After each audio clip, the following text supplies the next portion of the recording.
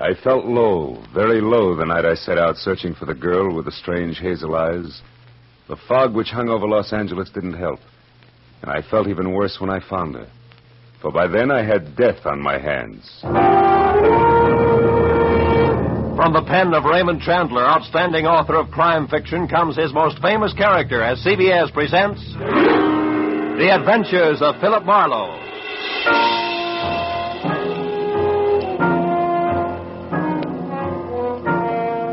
And now, with Gerald Moore starred as Phillip Marlow, we bring you tonight's gripping story, The Persian Slippers.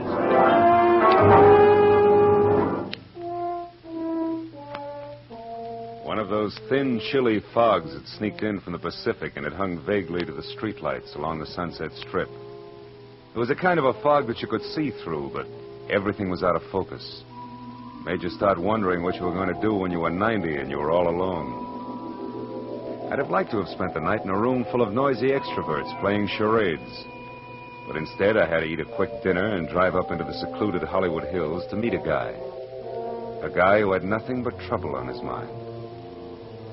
When I pushed the buzzer, I had the feeling of wishing I was someplace else. Carl Delaney himself opened the door. He was grim and brusque and to the point. Marlowe? That's right. Come in, Marlowe. I appreciate this. You're coming up here after business hours, I mean. I wouldn't have asked except, well, perhaps I waited too long as it is. Sit down. Thanks. Waited too long for what, Mr. Delaney? 36 hours ago, my wife disappeared. Marlowe, you've got to find her for me. Find her just as fast as you can. Wait a minute. Disappeared, you said. Would you mind playing that part back a little slower? Norma simply walked out that door, got in her car, and drove off to get hold of herself, as she always does when we've quarreled. And always before, she's come back in an hour or so. But this time... This time she simply didn't come back, is that it? Look, Mr. Delaney, I could... You'd do better let me finish before you do anything. Lately, my wife has been brooding over something serious that she refused to discuss. I've caught her crying several times, and she's not a woman given to tears. Marlowe, I'm sure that unless we move fast, when we do find her, we're going to find her dead. Suicide? Yeah.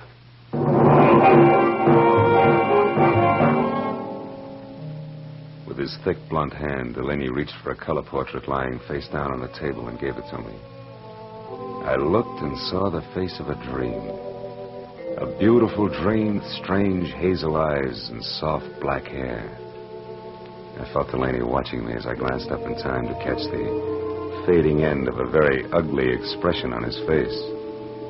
I handed the picture back to him, and he laid it on the table again, face down. Then he took me upstairs to Norma's room. It was a nice, frilly room, typically haunted by elusive, sweet smells. There was only one incongruous note. What was the horoscope doing on her desk? From the looks of her picture, I knew that Norma was attractive enough that she didn't need to look to the stars for a future. A horoscope? Yeah, you know how women are.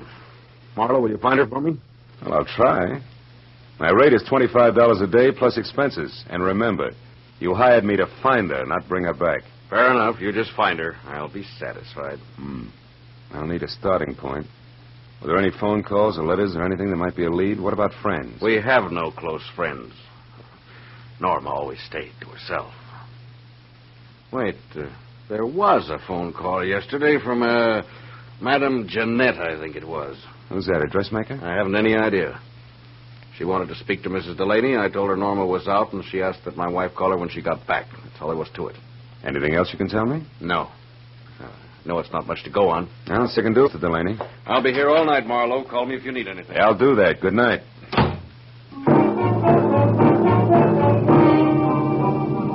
I drove back through the persistent fog to Sunset Boulevard. Well, it was 9:30. I knew it was going to be like tracking a hummingbird through the petrified forest by the bent twigs, but I got a classified directory and I started digging. I checked the hairdressers, the manicurists, and the milliners, and I was just about to start on the interior decorators when I remembered the horoscope on Norma's desk. I quickly turned to the personal consultants. Yeah, there it was. Madame Jeanette. Her establishment, located in a dubious neighborhood south of Olvera Street, turned out to be a tacky cottage set back next to an alley. It was as dark inside as out.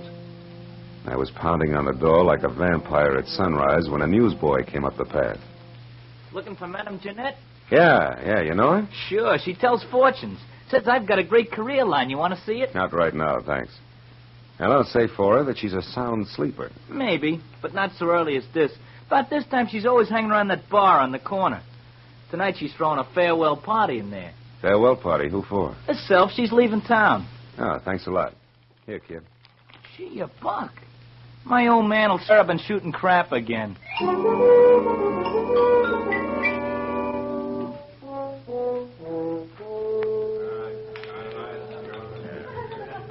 Give me another one, Charlie. Not every night I say goodbye to my dear old neighborhood. Muscatelian, Jeanette? Yeah. Did I say dear old neighborhood, Charlie? I think you did, Jeanette. Must have had one too many then. Because of all the low, flea-bitten row of shacks I ever lived in, this is the new low. Ah, Jeanette, that's no way to talk. You hurt my feelings. Pinky, there ain't nothing like a little beer to soothe hurt feelings. Yeah, you said it. Jeanette, can I have another? Yeah. Charlie, give Pinky another. This is his last. The last? I thought you said it was a farewell party. You with all your dough. This dough's to get me out of this rat trap of a town, see? It's the last I want to see it of it in all my life, see? Yeah, Another muscatel, Charlie. Hold on a minute, Jeanette. Hey, what'll it be, mister? Something just a bit drier than muscatel. Say scotch? It's on me, mister. It's my party. Well, this is indeed a pleasure. You're the Madame Jeanette, aren't you? Yeah, why? You're all of 20 years younger than what I expected. Probably the life I lead. Hey, wait a minute. Why should you be expecting anything about me? I don't know you. Perhaps not, but I know you. From where? Oh, you're more famous than you think. Your reputation has spread far beyond Olvera Street. In fact, it's gone up as far as the Sunset Strip, Madame Jeanette. No kidding. How would you kid a fortune teller? Don't you know all, see all, and tell all? Well... And judging from that Spanish shawl, your Hungarian skirt, and those embroidered Persian slippers, I'm beginning to think your fame is not only local, but international. Say, you're beginning to make me feel like I shouldn't be giving up this racket after all. Giving up fortune-telling? No. Yeah. I'm leaving town on the midnight train. Gonna spread my talents all over the East, and I'm not coming back. Don't tell me your crystal ball has laid a golden egg. So to speak, yeah. I come into some lettuce. Suddenly. That's always nice. Well, I guess it means you won't be interested in the few paltry dollars I'd intended to spend with you. Hey, can I have another beer, Jeanette? Shut up, Pinky Blow! Ah, just a... Traveling lady can always use a little extra moolah. What was it you wanted, Bud? I'm looking for someone. Norma Delaney. Norma I'm afraid I don't know anybody by that name. I'm afraid you do. What's your angle? Who are you, anyway? I'm Phillip Marlow, private detective. Some private dick you must be to have to resort to fortune tellers. Come on, Jeanette. Look into your crystal muscatel. See if you can spot Norma Delaney. I told you once. I don't know the name. Now blow. Just a minute, Doc Eyes. Hey, Charlie. Yeah? This bird's crabbing my party. What kind of a joint is this, anyway? Lady can't sit here and have a farewell party without being insulted by every jerk that drops in. Well, mister, I haven't finished my drink yet. you got pockets, ain't you? Just pour the drink into one of them and take it along. You ain't finishing it here. Charlie reached under the bar for his pick handle, so I left without pursuing the subject further. But I knew Jeanette was lying, writing up purple lipstick about Norma. I walked back to my car, lit a cigarette, and spent a few precious minutes trying to decide whether or not to break into her place and snoop. Then I caught the shadow of a figure slipping up on me from behind. I turned. Wait, don't swing. Now, don't swing. It's only me, Pinky. I was in the bar when you was talking to the madam. That tightwad, Jeanette. Yeah, I saw you, so? She did something the minute you left. I figured you might like to know what it was. That all depends. Well, I thought it might be worth something to you, like a saw, maybe. Come on, you. Spill it. Wait a minute. Spill it. Wait. If it's any good at all, it's worth $5 and no more. Oh, all right. She made a phone call. Who to? What'd she say?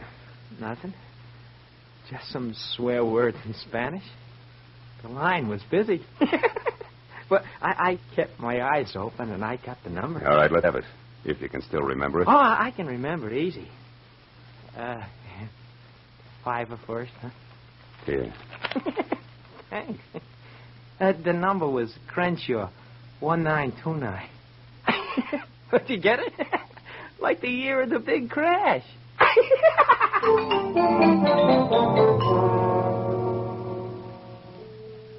Thanks to the thirst of an underweight lush, I wasn't at the end of my rope yet. I drove as far as the nearest drugstore, dropped a nickel in the slot, and dived. Crenshaw, the year of the big crash.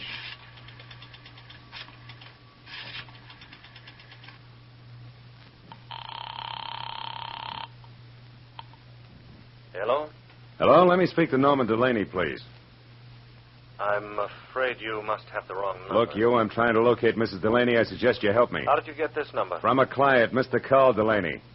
But that's impossible. Let's stop sparring. We can save each other a lot of wear and tear if we get together and talk this over. Maybe you're right. Yes, that sounds sensible. I'm at the Beechwood Apartments, number 4. Check. I'll be right out.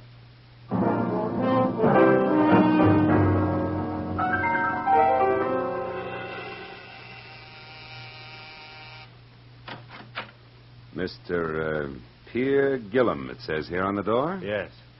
You the man who called? Uh-huh. Phillip Marlow. Come in, won't you? You said you were looking for Norma Delaney, Mr. Marlowe. Tell me, what's wrong? Has anything happened to her? Well, her husband seems to think she might have killed herself, but I have a hunch that you might have something interesting to say. No, poor kid. Poor Norma. Well, I'll tell you what I can, Marlowe, but it isn't much. Oh, I'm all ears, and I'll sit, thanks. Well, I was in love with Norma once, briefly, a long time ago. She was a wonderful girl, but her husband was insanely jealous. Mm-hmm. Even though she hadn't loved him for years, he refused to give her up. He even threatened to kill her first. Oh? Norma and I realized that serious trouble lay ahead, so we parted. Good friends. And I haven't seen her or heard from her in months. I buy it all but the last line. You have seen or heard from her, and recently. I'm not going to argue that. I've told you the truth. You can take it or leave it. I leave it. Suppose we both put our cards on the table. You lied to me when you said Carl Delaney gave you my number. I know because Madame Jeanette called me shortly after you did. Touché. But why did she run to call you at to mention Norma's name if you two broke up months ago? And incidentally, how did that ersatz oracle Jeanette get mixed up in this in the first place? That is a long story, Marlowe. Good, I like long stories. I'll bet it begins just for a lark. Norma and I went down to Olvera Street once to have our palms read. Yes, that's exactly how it started. Madame Jeanette was an unusual woman, a character, you might say. Uh-huh. Well, we became friendly with her. Norma got quite sentimental about her. One day we made a sort of pact. If ever either of us was in trouble and needed the other, we'd go to Madame Jeanette or get a message to her. She would notify the other. So when I walked in asking for Norma, the madam assumed she was in trouble. Right. Called me immediately because she herself was leaving town in less than an hour. I know. Well, Mr. Gillum, it's all very interesting, but it's getting me no place. Thanks. If I need you again... No, wait, Marlowe, don't go. I know a lot of details about Norma that I'm sure will be helpful. For instance, she drives a Nash Coupe, powder blue. Powder blue coupe, huh? Thanks, that'll help. Oh, and she has a fondness for white gloves. Wears them quite often. I see. Well, I better get moving. No, wait just a minute, Marlowe. I've got to go. Now, listen, Marlowe. I told you I was in a hurry. Now, take it easy. Stick around a while. Get away from that door. Well, just who do you think you are? Come busting in here, prying, asking questions, you dirty... Oh! You asked for it, Gillum. Oh! You got a left, too, huh? So have I, brother. Gillum sprawled all over his coffee table, as limp as a 5-cent salad. Outside, I glanced at my watch. Madame Jeanette's train left in 40 minutes. I ran through $22 worth of red lights, getting down to a cottage because I was sure Gillum's attempted stall was tied in with a departure, but I couldn't figure out why. That is, I couldn't until I switched out my lights and coasted to a stop in front of her place. Then I saw it. Half hidden in the shadows back of the house sat a powder blue coupe. I got up on the porch close to the front door and listened. Jeanette was talking to a woman. I couldn't catch what they were saying, but one thing was certain. The woman was Norma Delaney. All at once I realized the talk had stopped. That was my cue. I shoved open the door and went in. Jeanette sat at a table alone, facing me. Well, Mr. Marlowe, you've returned. What is it this time? I'd like my fortune told. Yeah? Now listen close, Gumshoe. I'll make this a short and snappy reading because I'm catching a train in 15 minutes. There's a woman very close to you. In fact, she's right behind you, sucker! What? Oh!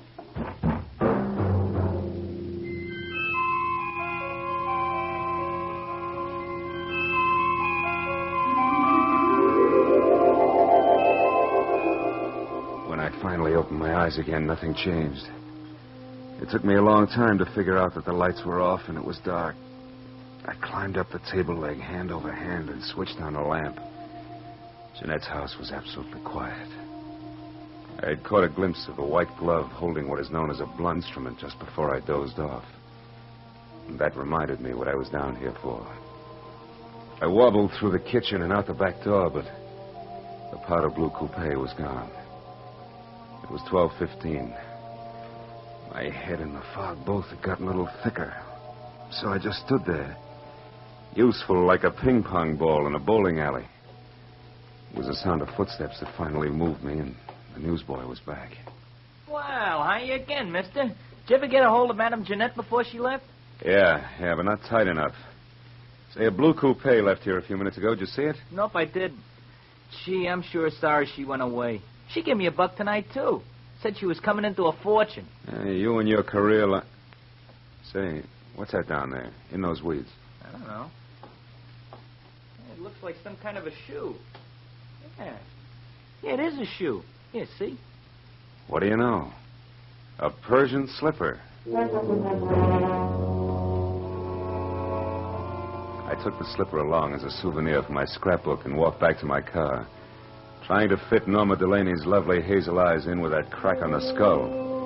But I couldn't. Between throbs of my headache, I figured Pierre Gillum why Norma had dropped in on Adam so close to train time. I decided to go back and ask him. Gillum was as reliable as a two-headed quarter and just as tricky. So when I got to his apartment, I pushed the buzzer, stepped back, and braced myself.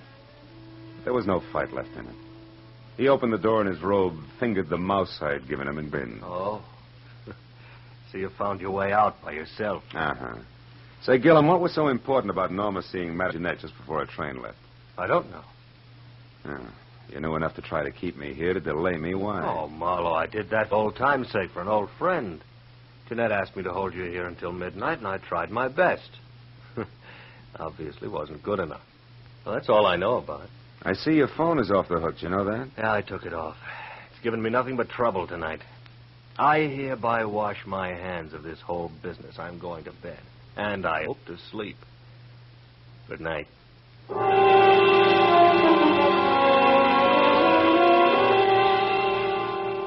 I envied him and left to call my client, Carl Delaney. He said he'd be in all night, but the phone kept ringing and ringing, and no one answered. I suddenly got a very creepy feeling. 20 minutes later, I pulled to a stop at that small but elegant house. The lights were on, and I saw the powder blue coupe in the garage next to Carl's big black sedan. I ran up the steps. The front door was ajar, so I went in. I found Carl Delaney in front of the fireplace, face down on the floor, dead.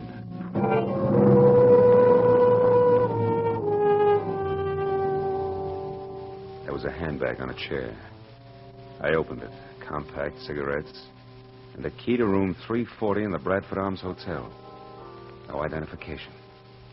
That color portrait of Norma was standing up on the table this time, and those searching hazel eyes seemed to follow me all the way to the telephone.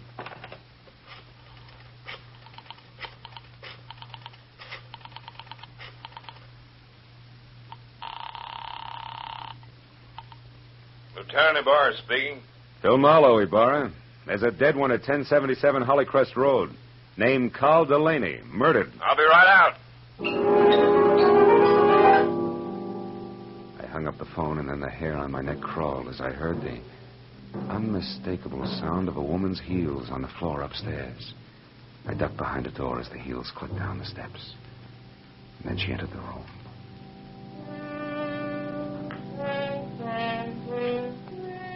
Norma Delaney was lovely.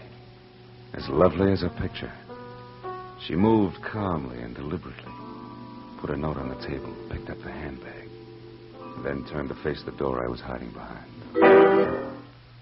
You can come out now, Mr. Marlowe. Hello, Mrs. Delaney. You can call me Norma now. And if you're thinking of using your gun, perhaps you'll be good enough to read this note first. Here. To whom it may concern. I, Norma Delaney, purposely and with premeditation, shot and killed my husband, Carl. It is beyond me to express how deeply I hate him, and since I must pay for this and cannot endure a public spectacle, I shall take my own life within the next few minutes. Now, look, Norma, no guns. Easy, Marlowe. I'll kill you if necessary. But it would be so pointless now. I'm free at last, and I want to spend a little time left to me in my own way. Norma, if you'll listen to me Stay for just back. a minute. Tonight I made my only friend, Madame Jeanette, happy. And I killed a man who needed killing. Something good, something bad. So I'm quitting, even up. What do you propose to do with me? You mustn't try to stop me, Marlowe. See that closet? Mm-hmm. Get inside. And careful how you move your hands. Turn around to the wall. That's it. Marlowe, I'm sorry I had to hit you with Jeanette tonight. Goodbye.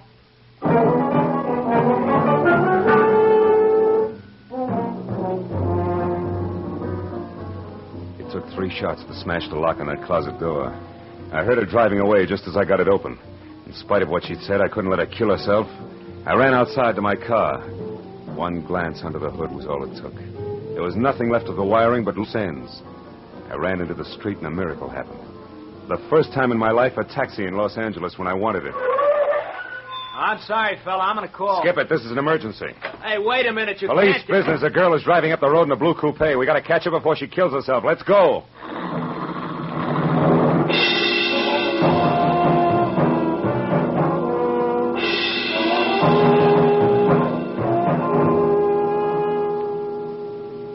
I think I saw taillights just then. Yeah? Can't you go any faster? Not on these curves, brother. I got a wife and kids. Okay, fella. We'll be at the top of the hill when we can get around the next bend. We should spot her then. Yeah, you can see the whole road down the other side. Here we are, mister. This is the top. But I don't see her. Where is she? Hey, wait a minute. Stop here. Turn up your motor. This is haywire. I don't get it. We were gaining on her, and now she just disappears. Hey, what's that? Motor. That side road we passed. That's it. Hey, look. Look!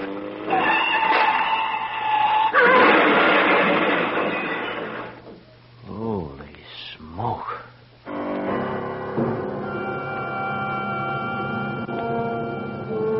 We both saw the awful sight for just an instant. A powder blue coupe with a woman crouched over the wheel. It shot out of that side road, crashed through the guardrail, and fell end over end down into the gorge. By the time we got to the hole in the fence, the wreck was an inferno. Oh, no use trying to get down there. The whole hillside will be on fire in another minute. I guess she pulled over here into this side road and waited for us to go by. And we did. Yeah, Sandy here, too. So wonder if she didn't get stuck. What's the matter? There's something buried here in the sand. One of her tires ran over it. What is it? Why, it's plenty, brother. Come on, turn that hack of yours around. Let's get off this mountain. I just found the answer to a lot of questions.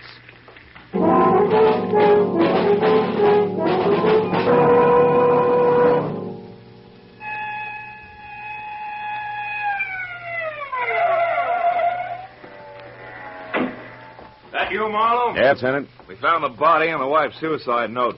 And one of the boys spotted that fire up on the hill. What is it? Car went off the road. An accident or the suicide? Just a little of both, Ibarra, but we'll talk later. Right now, we got to go to the Bradford Arms Hotel on the double. And please, no siren.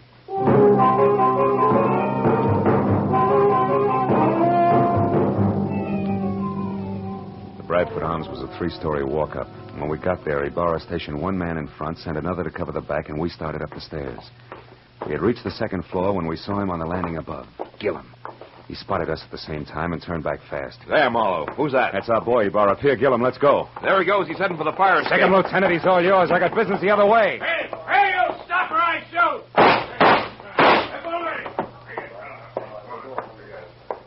Room 336, 38, 340. Pull over now. You but drop the gun. Please, it's been neat so far. Don't mess it up. Come on, beautiful. Drop it. It's better. Well, Marlowe, I got him. I had to wing him to bring him down, but here he is. And the lady must be... Yes, Lieutenant. The lady is Norma Delaney. The girl who wanted to kill her jealous husband and then commit suicide, but didn't want to die doing it.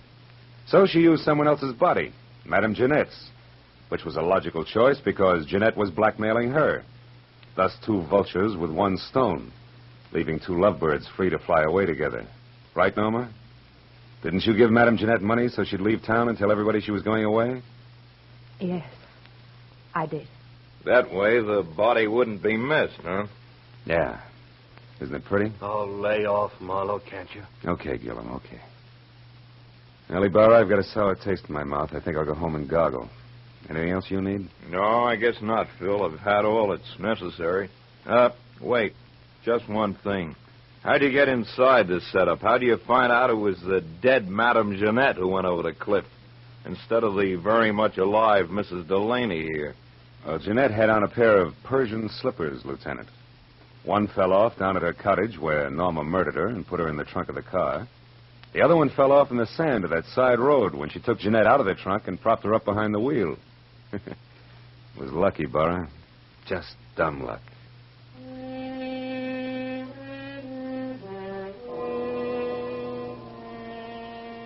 I took a walk later. A long walk. All by myself. Through that thin, empty fog in the dark, empty streets. A pair of hazel eyes and a pair of Persian slippers went round and round in my head. And for some reason, I kept thinking, a pair of Persian slippers has two soles, two heels. And it's hard to tell just exactly where the one becomes.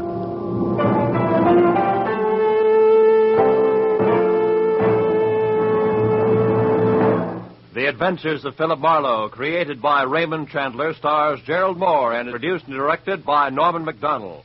In tonight's story, The Persian Slippers, Virginia Gregg was heard as Madame Jeanette, with Larry Dobkin as Pierre Gillum and Louis Van Rooten as Carl Delaney. The additional players were Gene Bates as Norma Delaney, Gil Stratton Jr. as the newsboy, Frank Richards as the barkeep, and Tony Barrett as Pinky. Detective Lieutenant Barrow was played by Jeff Corey. The special music was conceived and conducted by Ivan Ditmars.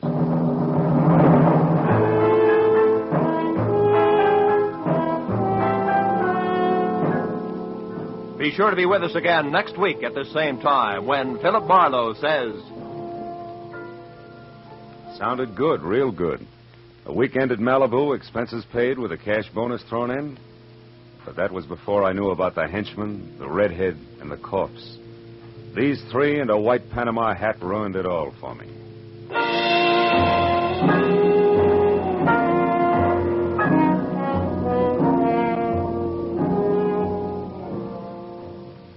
The big star-studded array of CBS Sunday shows starts tonight. 1, 2, 3, 4, 5 top entertainment programs that make listening to your CBS station a happy habit. 1, Cabin B-13, the popular dramatic show by John Dixon Carr, renowned mystery writer. 2, the new Electric Theater, guest starring Henry Fonda tonight, and regularly starring Helen Hayes, First Lady of the Theater, when she returns from London. 3, Our Miss Brooks, the hilarious comedy success starring Eve Arden. 4, Lum and Abner, a brand new half-hour show of smiles and chuckles with the Merchants of Pine Ridge. 5, Strike It Rich, the sensational quiz show with a heart to wind up the sparkling parade of entertainment. Mystery, drama, comedy, excitement tonight over most of these CBS stations. And next Sunday, the first broadcast in the new season for two of radio's greatest stars, Amos and Andy. Yes, Sunday nights are great on CBS. Check your local newspapers for program times.